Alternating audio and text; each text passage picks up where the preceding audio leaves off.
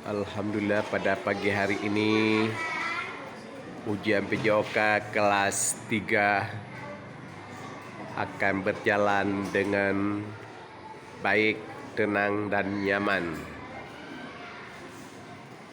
Anak-anak semuanya memakai baju olahraga. Disangkanya hari ini ada olahraga, padahal ujian tulis, ujian PTS.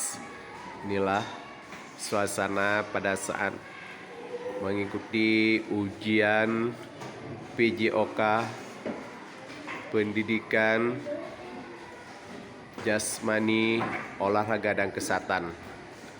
Ini anak-anak sangat tenang untuk menjawab soal-soal olahraga kelas 3. Ujian tulis. Ini dalam kelas suasana nyaman dan tertib, sedang berpikir jawaban-jawaban untuk menjawab pada soal olahraga. Anak-anak semua memakai baju olahraga karena tidak tahu ada ujian PTS, ujian tulis olahraga.